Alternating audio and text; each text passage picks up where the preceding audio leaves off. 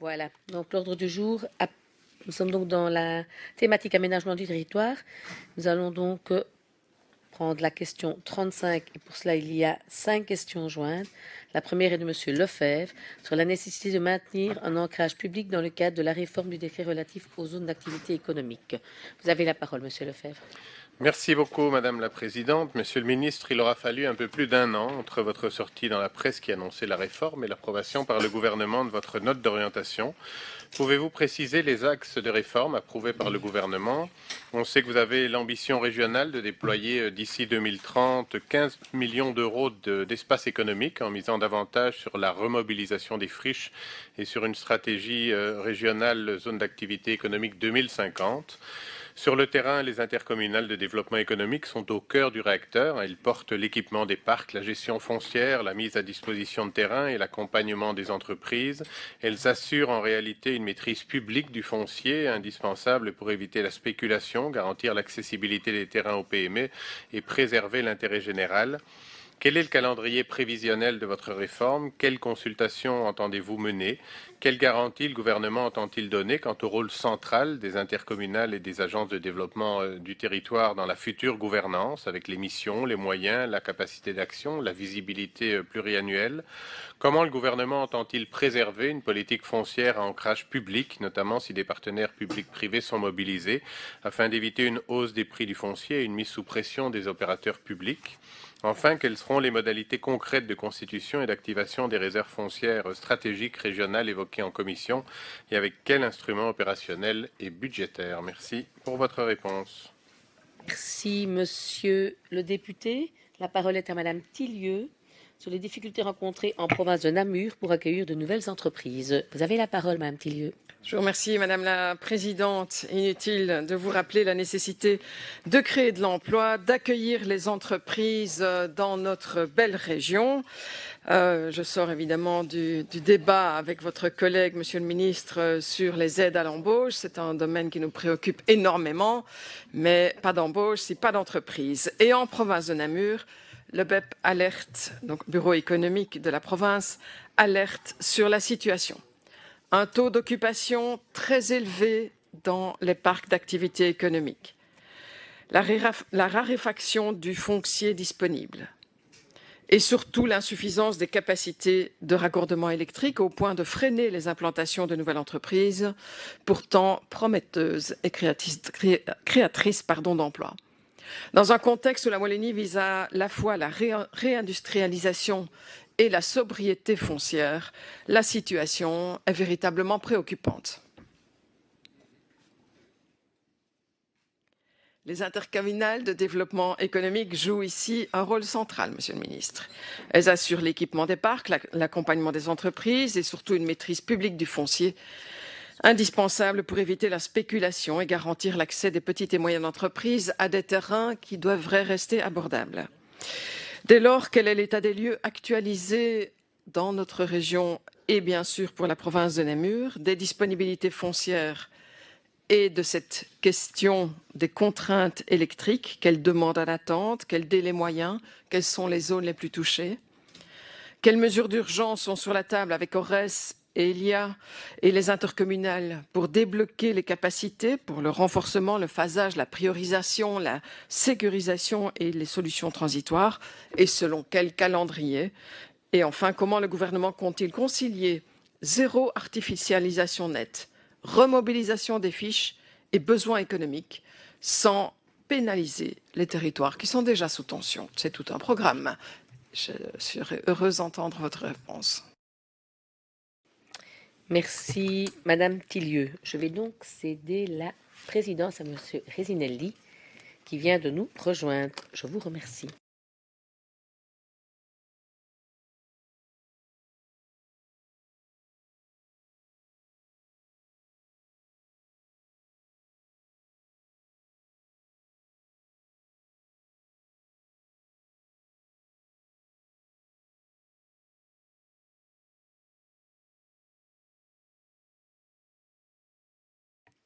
Voilà, bonjour chers collègues. Et donc nous passons à la troisième question jointe, qui est la question de Madame Crémasco sur la mobilisation du territoire pour l'activité économique. Quel peps, Monsieur le Président, ça fait plaisir, moi j'aime bien. Et donc effectivement, et moi, Monsieur le Ministre, et chers collègues, j'ai séparé mes questions sur le volet purement foncier, terre, aménagement du territoire, dans le sens vraiment territorial du terme, et l'autre question, c'est sur les missions des intercommunales qui, elles, sont des opérateurs de mise en œuvre. Donc le gouvernement wallon vient d'approuver la note d'orientation zone d'activité économique 2050 qui vise notamment l'activation de 1500 hectares de foncier d'ici 2030, foncier économique, il s'entend. Cette stratégie s'inscrit dans la continuité des travaux, notamment les études qui ont été confiées à IDEA Consult, ainsi que les analyses de la CPDT.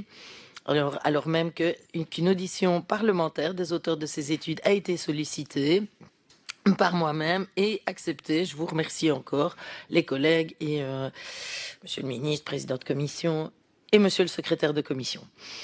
Il y a eu le colloque de la CPDT d'ailleurs la semaine passée où vous étiez vous-même, votre présence a d'ailleurs été appréciée. Alors même qu'une audition, alors même que ces auditions vont venir et donc on va pouvoir poser toute une série de questions, je vais quand même en développer 3.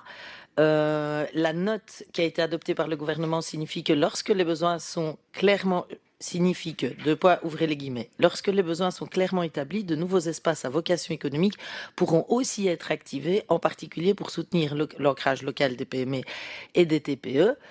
Je voulais vous demander quels critères justifient l'activation de terres vierges ou de terres qui sont déjà cultivées par ailleurs, parce que vous savez, c'est toujours mon même credo. L'agriculture est aussi une activité économique. Quelle sera la proportion de celle-ci par rapport à la mobilisation des terres qui sont déjà artificialisées? Comment le redéploiement d'activités économiques dans le bâti existant qui s'y prête est-elle planifiée? Il y a une part importante de nos activités économiques qui peuvent se retrouver dans du bâti déjà existant. La note entend, ouvrez les guillemets, dépasser les logiques locales pour instaurer une vision régionale du foncier économique, ce qui pourrait répondre en partie au volet développé par Madame Tillieu pour le BEP.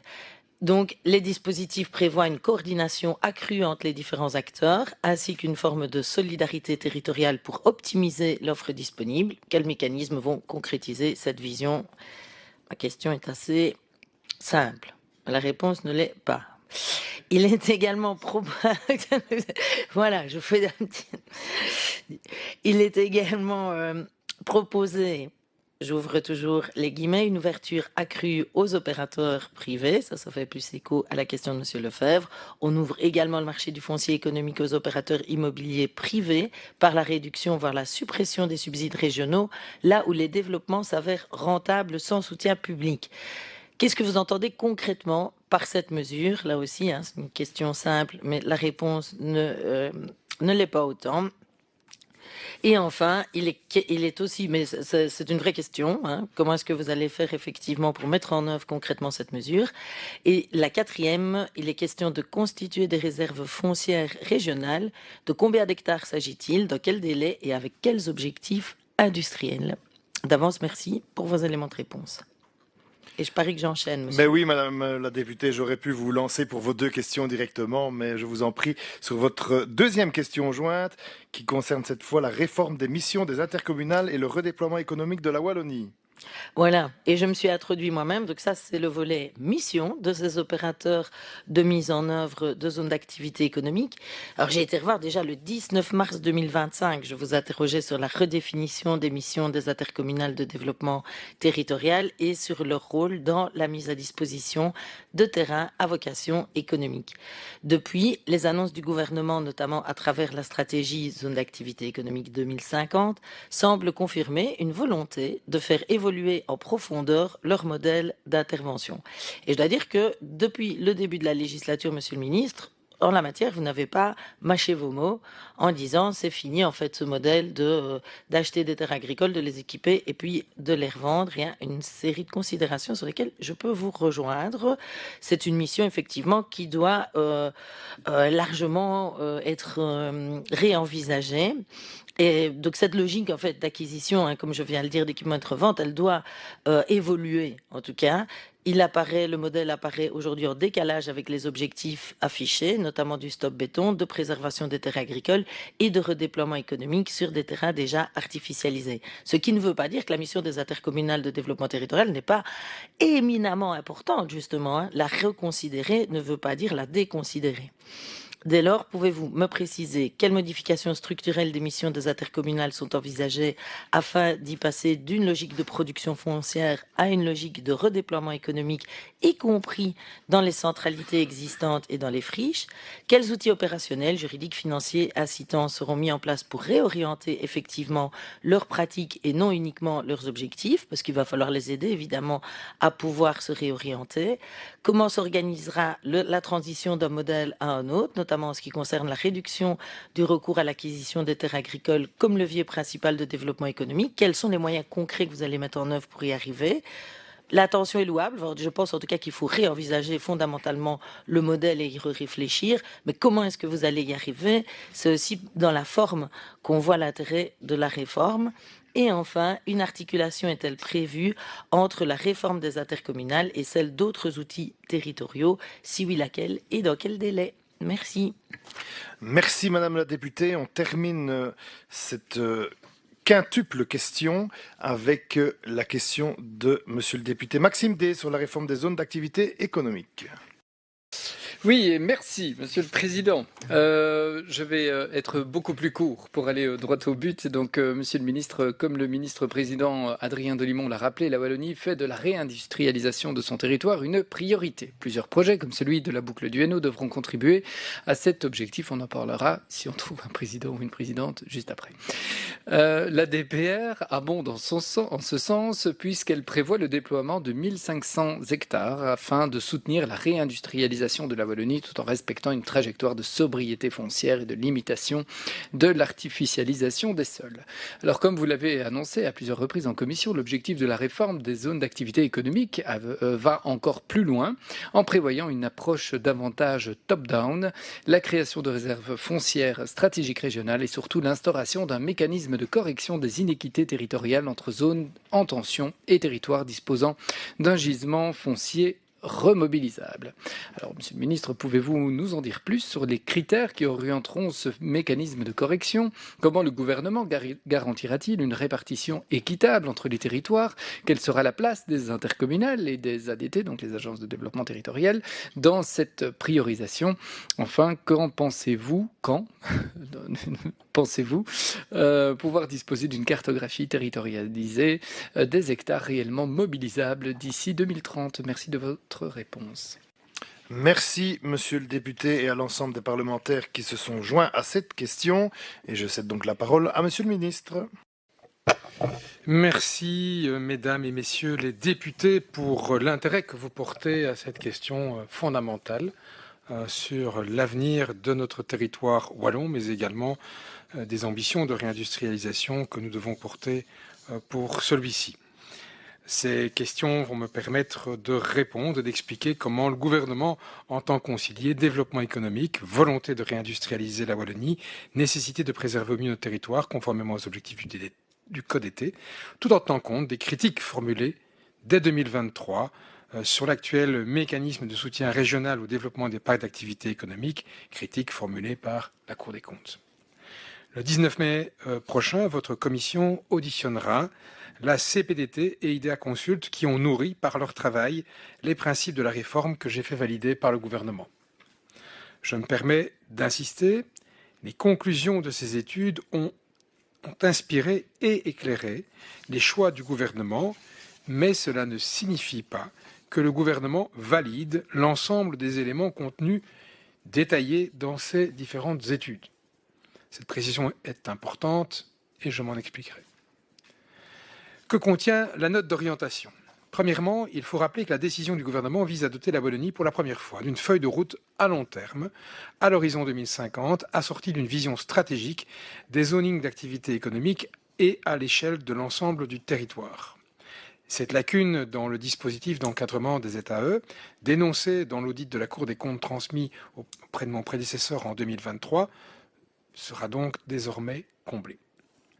L'objectif premier vise donc à définir un cap, une ambition et un destin commun pour orienter les décisions et les investissements à venir sur le territoire wallon en matière d'infrastructures économiques. Deuxièmement, s'agissant d'une note d'orientation portant une vision stratégique à long terme, la décision du gouvernement s'inscrit comme la pierre angulaire d'un édifice à construire dans les prochains mois avec l'ensemble des opérateurs et partenaires du redéploiement du territoire. C'est en cela notamment que les cartes de l'étude IDEA Consult ne doivent pas être considérées comme des documents programmatiques. L'administration régionale devra entreprendre un dialogue avec les acteurs de terrain afin de construire une feuille de route robuste et concertée. La mise en œuvre opérationnelle se traduira d'abord par une phase de consultation, parallèlement à la désignation par l'administration d'un prestataire de services juridiques pour ensuite proposer une réforme des textes décrétaux et réglementaires. Une large consultation des acteurs et des fédérations sera ainsi menée en amont de la présentation des textes en première lecture.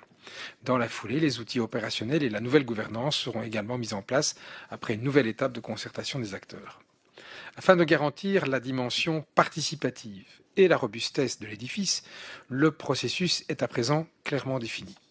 Le chemin à parcourir s'étendra sur plusieurs mois avant de permettre à la nouvelle stratégie régionale de produire pleinement ses effets. Par conséquent, je comprends l'impatience de certaines et de certains quant aux impacts concrets attendus territoire par territoire, voire site par site. Mais avec une volonté de sérieux et de sérénité pour mener la réforme, brûler les étapes n'est pas une option. Nous devons maintenant traduire l'ambition régionale dans les textes et ensuite co-construire dans le dialogue avec les acteurs locaux la logique d'implémentation du redéploiement économique dans les territoires. Troisièmement, j'entends à la fois la critique de certains sur l'absence d'effet immédiat du basculement et la critique d'autres sur le risque de rupture provoquant un coup d'arrêt au projet en cours. La critique est évidemment facile, la réalité est tout autre. Je prône une approche assurant une transition harmonieuse qui se déroulera par phases et jalons successifs. D'emblée, je tiens à rassurer les intercommunales de développement économique.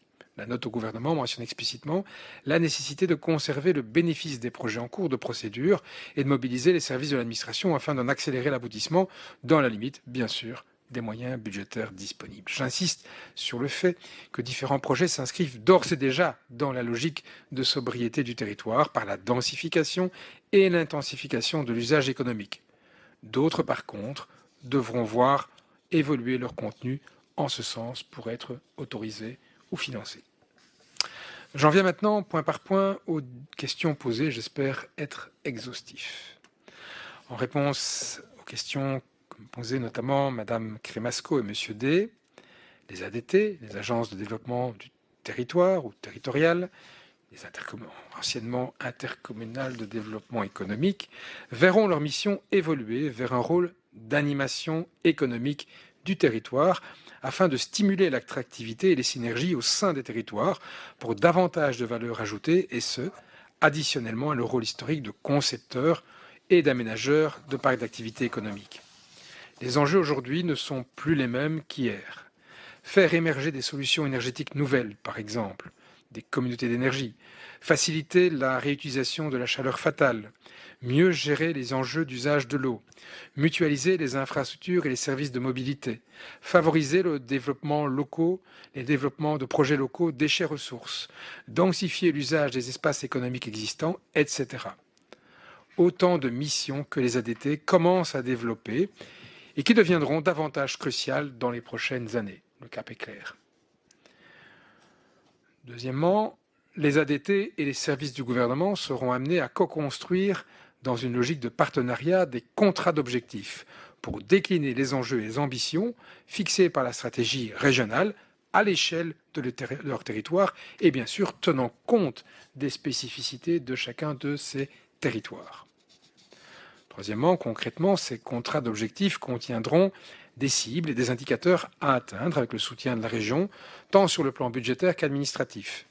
Les contrats d'objectifs identifieront notamment les réserves foncières stratégiques régionales à créer, les gisements fonciers à remobiliser pour préserver les terres naturelles et agricoles, les friches dédiées à la renaturation, participant de cette façon-là à la désartificialisation est nécessaire, notamment pour corriger les iniquités territoriales entre les différentes sous-régions et soulager les zones en tension qui ont besoin de nouveaux espaces pour poursuivre l'accueil d'entreprises sur leur territoire. Quatrièmement, pour assurer la remobilisation des friches, notamment à vocation économique, vous le savez, une task force friche, compliqué à dire, a été mise en place et a récemment été élargie. Pour rappel, l'objectif du gouvernement est de réconcilier d'une part l'ambition de redéploiement économique et industriel de la Wallonie par l'activation de 15 millions de mètres carrés. C'est à dessein que j'utilise les mètres carrés pour dire qu'un mètre carré peut se redévelopper sans étendre en hectares les parcs d'activité économique. Et d'autre part, bien sûr, la fin de l'artificialisation nette des sols d'ici 2050. L'étude de la CPDT est particulièrement intéressante de ce point de vue.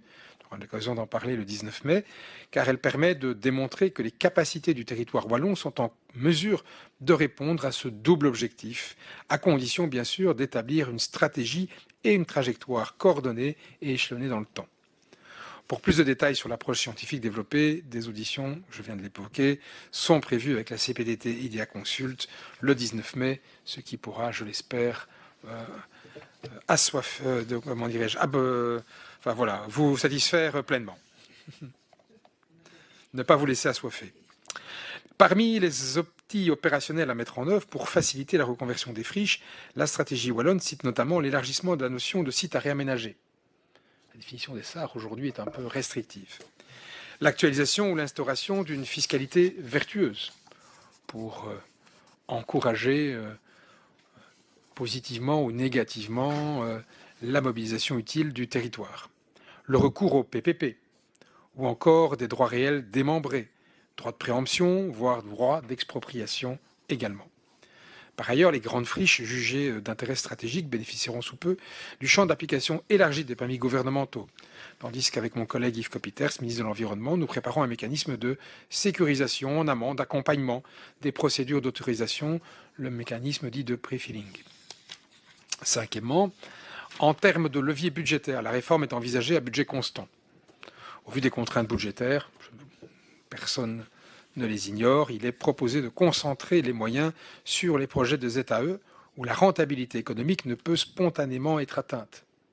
Le taux d'intervention des subventions régionales devra donc être envisagé de manière variable, en tenant compte du déficit d'autofinancement qui est lié bien sûr au prix du marché dans la zone considérée et en fonction des aménités du terrain concerné.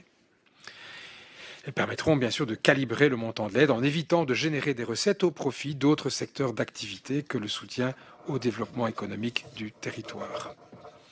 Ça répond aussi à la critique qui a été formulée par la Cour des comptes quant au mécanisme de financement indirect des intercommunales de développement économique. Celles-ci ne seront donc plus rémunérées par la plus-value réalisée sur un métier de développeur immobilier économique subsidié par la région wallonne, ce qui avait évidemment été pointé dans le rapport de 2023, mais le contrat d'objectif assurera directement le financement des missions jugées nécessaires.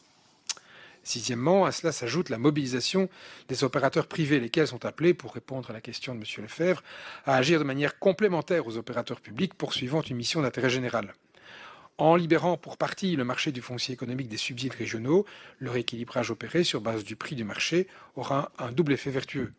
Susciter l'intérêt des promoteurs privés à participer au redéploiement du territoire dans les projets self-supporting et susciter un regain d'intérêt pour les sites en friche à reconvertir compte tenu de la rareté du sol et de la valorisation du foncier économique à son juste prix. Septièmement, pour juguler les effets d'aspiration des entreprises par les territoires voisins, la stratégie ZAE 2050 vise à soutenir l'ancrage local des PME et TPE, notamment dans les zones rurales, grâce notamment au mécanisme de solidarité interrégionale, organisant à l'échelle régionale la trajectoire de réduction de l'artificialisation des sols. Pour leur dire en d'autres mots, toutes les zones économiques, toutes les aires d'activité des intercommunales de développement économique ne disposent pas d'une réserve de friches la même. Or, l'objectif zéro artificialisation nette du territoire, c'est un objectif wallon et non pas un objectif limité à des territoires infra-régionaux. En réponse donc à votre question, Madame Tillieu, le manque de friches à remobiliser en province de Namur pourra dès lors être corrigé au titre de zones en tension pour rencontrer les besoins d'implémentation des entreprises en province de Namur. C'est conforme au SDT. Les objectifs de la ZAN sont bien des objectifs pour l'ensemble du territoire wallon.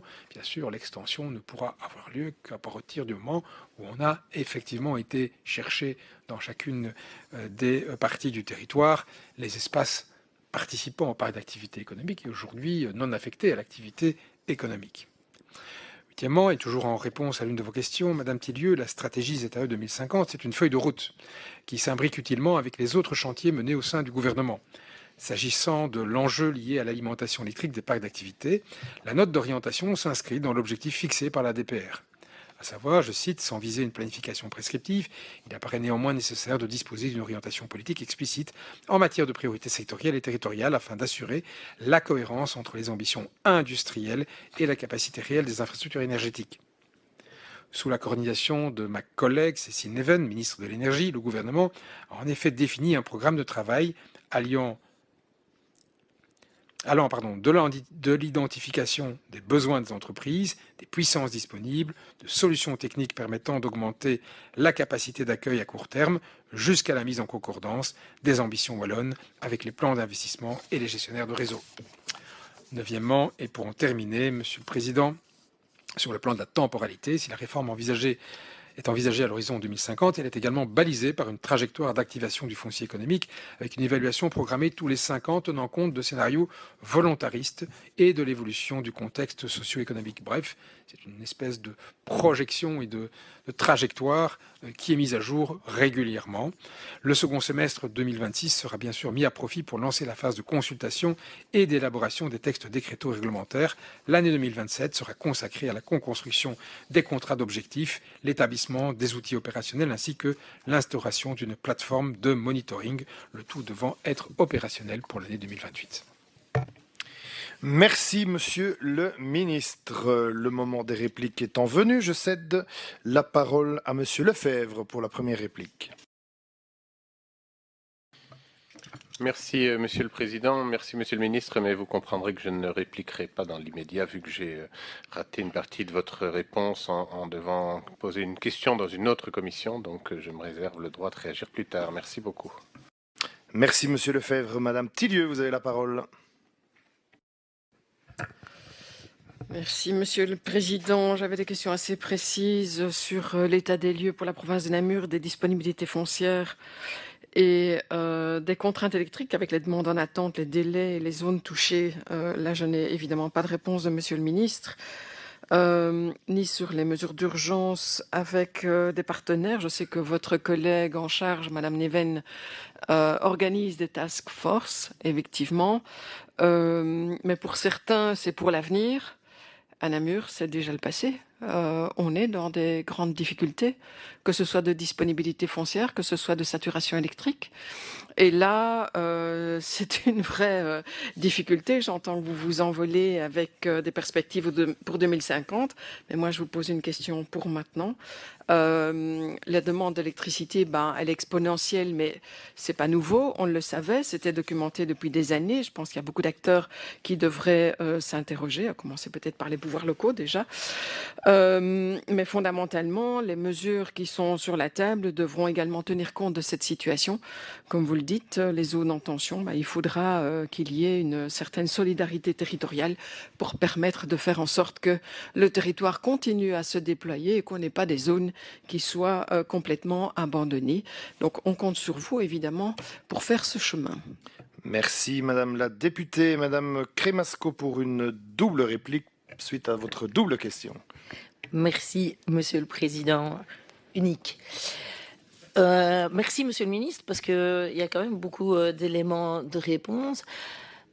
Je vous avoue que moi, par rapport au fait d'avoir distancié donc le plan de déploiement purement foncier et l'émission des intercommunales, vous avez répondu très précisément qu'on allait tester les résultats et d'IDEA Consult et de la CPDT auprès des intercos. Ça me semble, je ne peux que vous encourager à faire des intercommunales des alliés, effectivement, et de passer par cette phase de consultation pour voir. Et bon, il faudra quand même arbitrer, in fine.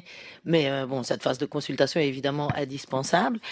Et les contrats d'objectifs pour les intercommunales. Je résume, les deux outils. Moi, ce qui me fait peur, c'est que, et notamment dans les contrats d'objectifs, vous mettiez Et je crois que chez tout le monde, une lampe s'allume, si je puis me permettre l'expression.